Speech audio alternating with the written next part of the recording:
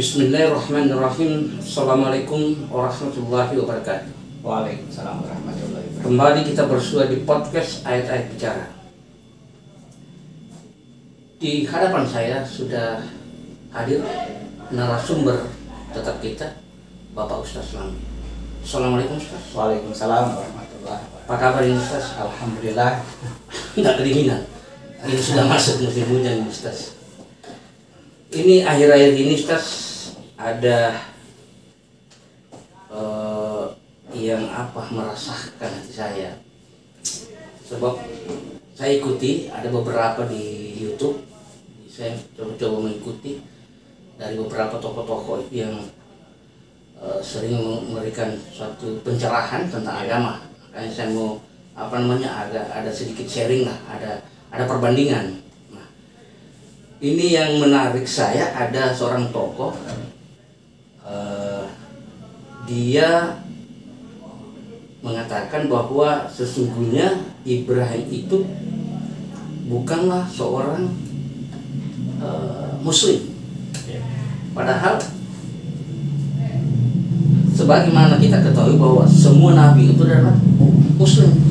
Bahkan dia mengajarkan tentang Islam sendiri. Bahkan ayat-ayat yang disampaikan sebenarnya adalah ayat-ayat Al-Quran. Nah, saya sih sebenarnya tidak terlalu ini, karena kan memang beliau ini kan hanya berdasarkan berdasarkan sejarah. Jadi bukan berdasarkan Al-Quran. Nah, cuman kan ironi sebenarnya Ustaz, kenapa? Saya juga merasa sedih sebab kok justru yang yang disampaikan itu kepada saudara-saudara yang istilahnya yang bergolongan yang membaca Al-Quran itu sendiri. Nah, sehingga jangan sampai ini menjadi sebuah saya terlalu naif kalau jika mengatakan penyesatan, tetapi ini sudah keluar dari jalur istilahnya. Bahwa jelas-jelas Ibrahim dikatakan bukanlah seorang Yahudi, bukan juga Nasrani, dan bukan juga seorang Muslim. Itu berdasarkan beliau. Bagaimana menurut Ustaz? Silakan. Baik, bismillahirrahmanirrahim. Alhamdulillahirabbil alamin. Wa bihi nasta'in wa la umuri dunya waddin. Wassalatu wassalamu ala asyrafil anbiya'i wal mursalin wa ala alihi washabihi ajmain. Jadi berdasarkan perkataan beliau tokoh ini bahwa memang dia meneliti sejarah di mana meskipun mengutip sebuah ayat dalam Al-Quran. Berarti kita ikuti juga Ustaz? Saya mendapat komplain dari beberapa teman. Tolong ini dibahas, tolong ini disampaikan. Karena apa? Karena yang beliau katakan didengarkan oleh sebagian besar orang-orang dalam tanda kutip mengaku beragama Islam, katakan begitu. Jadi saya sudah sampaikan pada waktu itu, tapi mungkin lebih baik disampaikan melalui podcast ini bahwa yang pertama yang harus kita pahami dulu konsep tentang agama dulu. Agama Islam itu bukan milik sebuah golongan dengan berKTP Islam berarti kita sudah beragama Islam. Demikian pula yang KTP-nya bukan Islam, kita sebut dia non-Muslim. Islam menurut penjelasan dalam Al-Quran itu tidak seperti ini. Lagi-lagi saya katakan, mari kita luruskan, Islam itu fitrahnya manusia.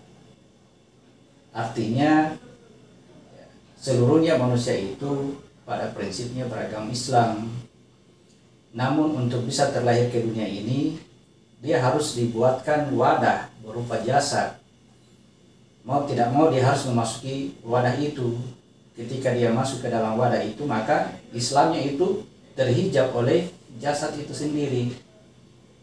Jasad itulah yang menjadi tandingan, dalam tanda kutip menjadi tandingan bagi Islam, bahwa itu adalah agama nenek moyang. Disebut agama nenek moyang karena dia berasal dari kedua orang tua.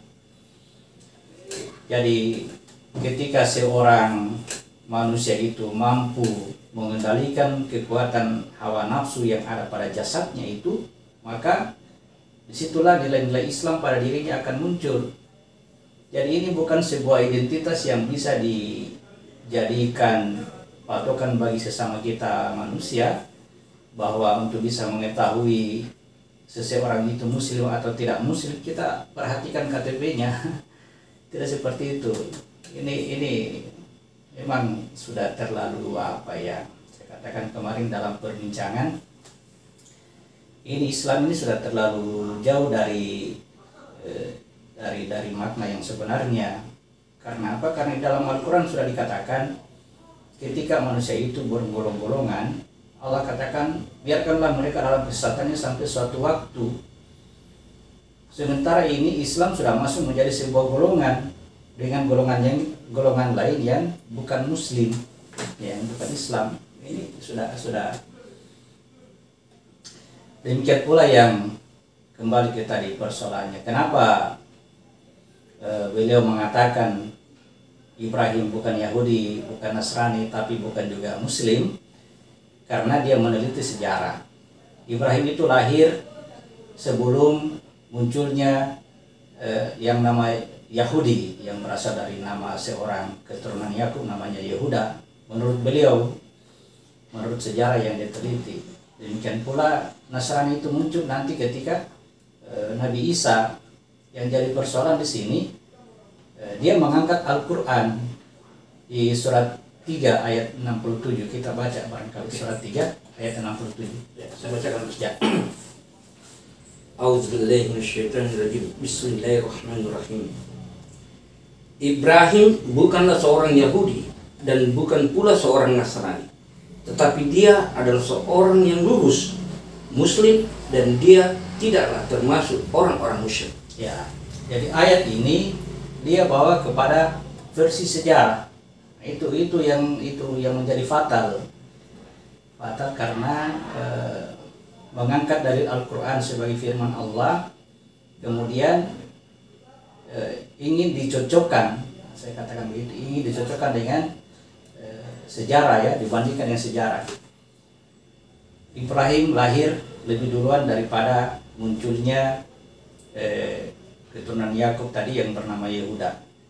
Kemudian jauh sesudah itu baru muncul yang namanya Nasrani. Lalu kemudian Islam itu muncul tahun 576 sesudah kelahirannya Isa. Berarti jauh sekali dari zamannya Ibrahim. Jadi kesimpulannya bahwa menurut beliau, menurut sejarah ini, bahwa Ibrahim bukan golongan Yahudi, bukan pula golongan Nasrani, tapi bukan juga Muslim menurut sejarah. Jadi kalau kita mengambil sebuah perbandingan dari sejarah kepada Al-Quran, apa sih yang dikatakan sejarah ini tentang Al-Quran? Menurut sejarah, Al-Quran ini turun ketika Muhammad itu telah berusia 25 tahun atau berusia 40 tahun ya, sejak dia menerima wahyu yang pertama di Gua Hira. Ya, di situ menurut sejarah. Sedangkan bagaimana sejarah menurut Al-Quran? Ya. Menurut Al-Quran, sejarah itu adalah bagian dari cara Allah untuk memperlihatkan tanda-tanda atau ayat-ayat di muka bumi ini. Inna fi khalqi samawati wal ardi wa ikhtilafil laili wan nahari la ayatin liulil albab. Sesungguhnya pada penciptaan langit dan bumi dan bergantinya malam dan siang itu merupakan tanda-tanda bagi ulil albab yang berpikir. Jadi di balik tanda itu ada makna. Ada makna yang ingin disampaikan oleh Allah. Jadi jauh sebelum Ibrahim, ayat ini sudah ada. Sudah ada sebelum diturunkannya Al-Quran. Jauh sebelum diturunkan Al-Quran, tanda-tanda itu sudah diturunkan ya, oleh Allah melalui kemunculan peristiwa-peristiwa sejarah itu. Jadi ada apa di balik ini ya? Ada apa di balik tanda-tanda itu? bahwa ketika dikatakan Ibrahim itu bukan Yahudi, bukan Nasrani, itu menunjukkan bahwa Allah ingin menyampaikan kepada kita yang sekarang ini bahwa di zamannya Ibrahim itu, ketika Ibrahim lahir, dia juga sudah berpotensi untuk menjadi Yahudi atau menjadi Nasrani atau bahkan menjadi Majusi. Ya. Sesuai dengan ya inilah agama itu yang sebenarnya fitrah Allah ladzi fatarana 'alaiha.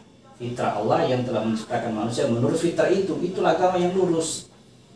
Dan Nabi katakan setiap manusia itu terlahir atas fitrah. Jadi Ibrahim terlahir atas fitrah. Lalu kedua orang tuanya yang menjadikan dia Yahudi, Nasrani atau Majusi.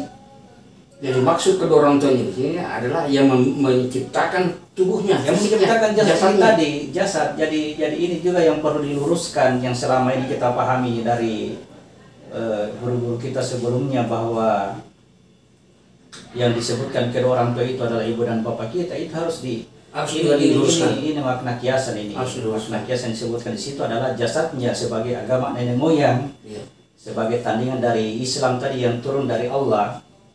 Jadi ketika dikatakan Ibrahim bukan Yahudi, bukan Nasrani, tetapi dia seorang Muslim, itu menunjukkan bahwa Ibrahim itu sudah terlepas dari kekuasaan hawa nafsu yang ada pada dirinya. Saya mungkin mau persempit ini, mungkin kemungkinan besar begini. Maksud bapak dan ibunya yang membuat mereka menjadi Yahudi dan Nasrani, berarti dari kedua orang tadi bukan orang tua yang dimaksud ini, ibu dan bapaknya, tetapi fisik yang dimaksud atau tubuh. Karena jasad itulah yang menjadi produk daripada kedua orang tuanya. Betul. Nah, ini fisik. Barangkali kita lupa bahwa ada ruh masuk. Ya. Itulah Islam. Jadi kalau begini Ustaz, memang dari zaman kapanpun, sejak Adam pun memang harus sudah begini. Ya. Artinya manusia itu sudah ada potensi untuk Nasrani, sudah ada potensi untuk Yahudi, bahkan sudah ada potensi untuk menjadi Muslim itu sendiri. Ya. Jadi tergantung dari apakah dia terikat dengan jasad, hawa nafsu atau kita biasa sebut dengan hawa nafsu, atau masih terikat. Sehingga kalau terikat disebutlah sebagai kemungkinannya kalau dia terikat oleh kekuatan hawa nafsu pada jasadnya, maka kemungkinan dia berpeluang untuk menjadi Yahudi atau Nasrani. Yahudi ini bukan golongan yang dibawa oleh keturunan Yakub yang bernama Yehuda, ya, tanda kutip, dalam menurut sejarah tidak seperti itu. Tapi kalau kita bawa kepada makna ini betul bahwa Yahudi itu adalah berasal dari keturunan Yakub. Tapi ingat, ini kiasan, bukan menurut sejarah bahwa golongan-golongan inilah yang termasuk Yahudi, tidak. Yang dibawa oleh Yakub ini juga bercerita tentang kejadian yang ada pada diri kita sendiri. Yakub ini menceritakan tentang jasad yang ada pada diri kita. Nah, di situ dia menggambarkan bahwa ada 12 golongan pada diri kita ini, 12 suku bangsa. Nah, kalau 12 golongan ini tidak terikat oleh hawa nafsu, maka mereka akan selamat secara keseluruhannya. Yang disebut itu adalah diri kita sendiri. Jadi dari 12 golongan ini kita sebut Yusuf dengan Benyamin. Benyamin ditempatkan pada titik yang paling rendah pada diri kita, lalu Yusuf diangkat pada tempat yang paling tinggi. Sedangkan yang 10 ini yang berbolak-balik, inilah yang disebut dengan Israel. Israel itu orang yang berjalan pada malam hari. Perjalanan mereka ini membawa tanda. Yang 10 inilah yang selalu didoakan Allahumma shalli ala Muhammad wa ali Muhammad. Barang siapa yang bersalawat kepada Nabi 1 kali, maka Allah akan bersalawat kepadanya 10 kali. Kenapa 10 kali? Ini yang 10 ini sangat penting, karena inilah yang mempengaruhi besar kecilnya kekuatan hawa nafsu yang ada pada diri kita. Jadi ini yang digambarkan tadi ada 12 itu semua tercantum dalam Al-Quran. Dalam Al-Quran dalam bentuk kiasan-kiasan. Semua semuanya berbentuk perumpamaan. Jadi Ibrahim yang bukan Yahudi. Artinya dia lepas dari ikatan hawa nafsu ketika masuk pada dimensi jiwa. Ibrahim bukan Nasrani, berarti dia sudah lepas dari ikatan hawa nafsu ketika dia memasuki dimensi ruh. Akhirnya ketika ini sudah selesai, maka dia hanya berlaku lurus dan masuk kepada golongan yang terakhir, umatnya Muhammad. Nah, itulah yang Muslim. Jadi saya katakan ini tidak bisa tidak akan kita pahami kalau berdasarkan sejarah yang ada, karena di balik sejarah itu kata Al-Quran itu hanya tanda-tanda nyata yang Allah perlihatkan. Dan yang mampu membaca itu adalah ulil albab, yang memikirkan. Karena begini, kenapa itu Al-Quran ini tidak bisa dipahami oleh para ahli sejarah kalau mereka itu tidak mau berpegang teguh kepada Al-Quran. Karena salah satu ayat dalam Al-Quran mengatakan, Zalikal kitabu la raiba fihi hudal lil muttaqin alladzina yu'minuna bil ghaib. Ya. Kitab Al-Quran ini adalah petunjuk bagi, tiada keraguan di dalamnya, petunjuk bagi orang-orang yang bertakwa. Salah satunya yaitu orang-orang yang percaya kepada yang gaib. Salah satu dari yang gaib ini misalnya surga dengan neraka. Ya. Menurut sejarah, Ibrahim itu dari mana?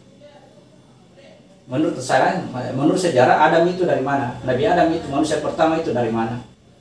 Kalau Allah katakan dia turun dari surga, bagaimana kita masuk terus dalam sejarah? Surga itu seperti apa?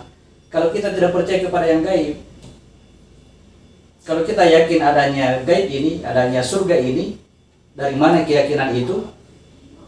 Harus tetap berpatokan pada sumber yang kita ambil itu tadi. Harus tetap berpatokan kepada Al-Quran. Dan kalau kita istilahnya membaca Al-Quran yang tadinya bersifat gaib, justru bisa kelihatan di situ nyata bahwa ini yang dimaksud neraka, bahwa ini yang dimaksud surga. Itulah yang dimaksud tadi, harus dimaknai, karena itu bahasanya bahasa perumpamaan, ya. Karena dengan pertanyaan-pertanyaan tentang surga dan neraka, ada yang menjelaskan tentang surga dan menjelaskan tentang neraka, lalu kemudian ditanyakan, kok seakan-akan kau berasal dari surga ya? Ya. Kau ajarkan ini memang kita berasal dari surga. Tidak seperti itu. Informasi ini hanya ada dalam Al-Quran, tidak ada di dalam sejarah. itu kelemahannya. Jadi beberapa tanda yang disebutkan oleh Al-Quran itu akan berbeda dengan sejarah. Misalnya yang menjadi juga topik perbincangan itu adalah tentang kelahirannya Isa. Menurut sejarah Isa itu lahir di kandang domba. Kejadian yang sebenarnya menurut Al-Quran, Isa itu lahir di bawah pohon kurma. Jadi mana yang benar, yang sejarah atau Al-Quran? Saya katakan dua-duanya ini pembawa tanda. Ya, meskipun lahir di kandang domba, itu bentuk kiasan yang membawa makna pada penciptaan diri kita. Maria Isa lahir di kandang di bawah pohon kurma, itu membawa tanda tentang penciptaan diri kita. Demikian pula sejarah mengatakan bahwa yang tersalib itu Isa. Al-Quran mengatakan yang tersalib bukan Isa tapi yang diserupakan. Apakah ini kontroversi? Coba periksa, dua-duanya benar. Dua-duanya benar dan itu adalah membawa tanda. Jadi inilah yang perlu dipahami oleh yang ingin memperdalam Al-Quran barangkali. Marilah kita kembali ke Al-Quran. Kalau kita ingin mencari kebenaran itu berdasarkan sejarah, maka tidak semua kebenaran akan terungkap di situ, karena tidak semua sejarah itu akan mengungkap tentang terutama tadi yang persoalan-persoalan gaib. Tapi kalau kita berpatokan bahwa Zalikal kitabu la raiba fihi, Al-Quran ini adalah tiada keraguan di dalamnya, mari berpegang kepada Al-Quran. Kalau terjadi perbedaan dengan sejarah, dengan apa yang tertulis di Al-Quran, jangan dulu salahkan. Ya, coba periksa. Karena kata Allah, siapa tahu kita belum paham tentang ini, kita belum memahami Al-Quran itu. Jadi tadi yang menarik, Ustaz, mungkin perlu diperjelas ini, Ya. Ustaz, sebelum artinya kita tutupin bahwa tadi saya ingin memberikan sedikit ini, bahwa ternyata manusia itu memiliki potensi Ya. untuk menjadi Yahudi, Ya. menjadi potensi menjadi Nasrani, bahkan potensi menjadi Muslim itu sendiri. Dan memang dasarnya dari sana kan, Ya. Islam itu sendiri. Nah, pertanyaan sekarang, jadi tidak selamanya kayak seperti ini yang berKTP Islam, saya bergolongan KTP Islam, Ya. itu bisa saja saya bisa masuk di potensi menjadi Nasrani. Ya. Atau begitu juga sebaliknya, bahwa Nasrani atau Nasrani yang dimaksud ini apakah seperti yang dipahami sekarang oleh saudara-saudara kita yang Kristen, ya, katakanlah golongan Kristen. Bagaimana kira-kira itu, Ustaz? Apakah benar apa yang saya Ya. Jadi kembali kepada ke pernyataan awal bahwa semua manusia berpotensi untuk menjadi Yahudi atau menjadi Nasrani. Ini titik di sini. Karena kalau dia Muslim, berarti dia kembali kepada fitrahnya. Fitrahnya itu Muslim, fitrahnya itu Islam. Ketika dia masuk ke dalam jasad, ya, diperintahkan kepadanya, kembalilah kamu kepada fitrah. Petunjuknya seperti ini. Keadaanmu itu begini-begini. Cerita melalui Al-Quran. Ini sekarang masalahmu ada pada jasadmu. Nah, bagaimana caramu supaya bisa kembali kepada fitrahmu ini, supaya selamat? Ikuti ini Al-Quran, ikuti petunjuk ini. Nah, kemudian persoalan kedua, apakah Nasrani yang disebutkan dalam Al-Quran itu adalah Kristen yang seperti yang dipahami? Tidak, bukan Kristen. Oh, Nasrani Karena bukan Kristen. Ya, karena saya lihat ini Kristen ini hanya sebuah nama yang dibuat, nama yang dibuat. Sebagaimana saya curiga juga Islam juga sudah masuk dalam nama yang dibuat, nama saja, nama, karena sudah tidak sesuai lagi dengan konteks yang diajarkan oleh Al-Quran bahwa Islam itu fitrahnya seluruh manusia. Ya, berhentilah menggolongkan manusia itu menjadi muslim dan muslim, tidak ada seperti itu. Ya, seluruhnya adalah muslim. Ya, seluruhnya manusia ini beragama Islam. Sejak manusia pertama Nabi Adam sampai manusia terakhir nanti, kullu mauludin yuladuna ala fitrah, semua terlahir dalam keadaan fitrah. Fitrah itulah Islam. Diajaklah manusia kembali kepada fitrahmu, kembali kepada fitrah. Jadi kalau seumpamanya Kristen yang mereka sebut ini adalah orang-orang yang mengikuti ajaran Isa, saya katakan ingat, ajaran Isa itu ajarannya Islam. Nabi Isa itu mengajarkan seperti ini, itulah ajaran Islam, itulah Muslim. Jadi orang mengikuti ajaran Isa ini, dia akan selamat juga sebagaimana diajarkan oleh Al-Quran bahwa inna dina indallah Islam, agama dari sisi Allah itu adalah Islam. Diutuslah Isa ke muka bumi, bukan mengajarkan Kristen, dia mengajarkan Islam. Tapi pada saat Isa datang ini belum disebut sebagai Islam, karena Islam itu berasal dari bahasa Arab. Tapi kalau disebut dengan ajaran keselamatan sudah betul. Ya, kemudian golongan manusia pada waktu itu dengan bahasanya menyebutlah bahwa yang agama kita ini kita sebut dengan Kristen. Intinya seperti itu. Jadi kita kenali diri setiap manusia itu bahwa pada dirinya itu kalau bukan agama nenek moyang, lepas dari agama nenek moyang pasti Muslim. Kalau dia adanya ungkapan sejarah tadi seakan-akan bahwa Al-Quran itu dibantah sebenarnya. ya, itu salah bantahan. Tapi salah satu bantahannya. Lucunya ya banyak justru yang mengiyakan gitu dengan dia jadi terobsesi terbawa arus pembicaraan sejarah yang memang kesannya betul-betul ya seakan-akan memang inilah yang benar, inilah keadaan yang sebenarnya, sehingga lupa bahwa ada yang gaib, ada hal gaib yang tidak bisa tertulis dalam sejarah. Firman Allah itu sangat gaib, tidak bisa firman Allah itu ditulis oleh sebuah sejarah. Tidak bisa. Kalau ada penulis bilang ini adalah penulis kitab itu sudah bukan lagi hal yang gaib, karena ya penulisnya berbeda-beda. Kemudian ya itulah manusia itu tidak terjamin oleh terbebasnya diri dari hawa nafsu. tidak bisa dianggap sebagai kitab suci. Jadi ya saya kira Ustaz ini sudah lumayan. No? Yang jelas saya ingin sampaikan kepada saudara-saudara kita, sahabat-sahabat Mimha yang ada di sana, bahwa itulah tadi, bahwa manusia itu memiliki, seluruh manusia tanpa terkecuali memiliki potensi yang namanya Yahudi, Nasrani, Muslim dalam diri kita sendiri. Jadi kita tidak bisa mengklaim bahwa kita ini adalah Muslim, ada orang lain Yahudi, Nasrani. Jangan membuat kesimpulan seperti itu. Artinya jangan sampai justru kita lah yang sebenarnya Yahudi atau kita Nasrani. Periksa diri masing-masing, karena ya Nabi itu menyebutkan ciri-ciri Yahudi seperti ini, ciri-ciri Nasrani seperti ini. Lihat lagi diri kita, jangan sampai kita masuk dalam ciri itu. Ya.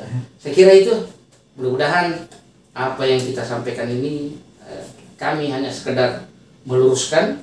Ya, artinya seandainya saja katakanlah ada seseorang yang berbicara tentang sejarah tapi tanpa menyinggung Al-Quran, mungkin kami tidak membahas ini. Betul. Tapi karena dia masukkan Al-Quran sebagai dasar, maka kami harus istilahnya kami harus menyampaikan untuk meluruskan ini sebuah kebenaran. Silakan membuat kritikan, kalau yang berkaitan dengan Al-Quran pasti kami akan insyaallah berusaha untuk meluruskan. Oke, terima kasih sahabat-sahabat Mimha, sampai ketemu di lain waktu. Assalamualaikum warahmatullahi wabarakatuh. Waalaikumsalam.